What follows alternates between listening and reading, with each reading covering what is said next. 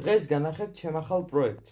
მოგლოდ როგორც ხედავთ, ეს არის კამერა რიგი, რომელიც ძალიან გამოსადეგია, როცა ტელეფონით რაღაცეებს იღებ. მაგალითად, როგორც მე 20-ში მივდივარ მაცურის და კამერა რიგები ღირს $30-დან $80-მდე. ძალიან გამოსადეგი ხელსაწყოა და შეგიძლია შენი ტელეფონი აქციო როგორც კამერა თავისი ყველაფრით. ხო და მე ამ მოწყობილობის $80-იც მეენანებოდა და არც რომ მქონდა რომ დამეულოდა. ამიტომ ამ 3D პრინტერით გადავწყვიტე რომ დამბეჭდა. ეს ნაგავი არ შეიმჩნიოთ. Thingiverse-ზე მოძებნა ეს მოდელი, რომელიც ძალიანაც არ მომეწონა, მაგრამ დასაწყისი კარგი იყო. შემდეგ გადავაკეთე როგორც მე მინდოდა, დავბეჭდე და ასეთი რაღაცა გამოვიდა. ეს ხლები იხსნება, არის ხლები მთლიანი ჩემი დიზაინი, ეს არის გადაკეთებული ოდნავ და ჩემი აზრით ძალიან კარგი ვიზუალი აქვს.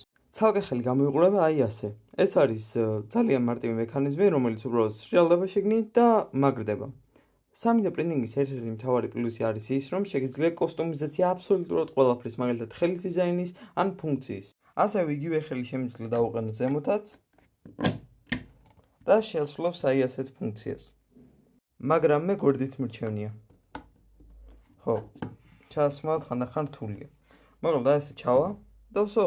როგორც ხედავთ, ორი სამაგრის ნახვეტი მაქვს დარჩენილი კორპუსზე.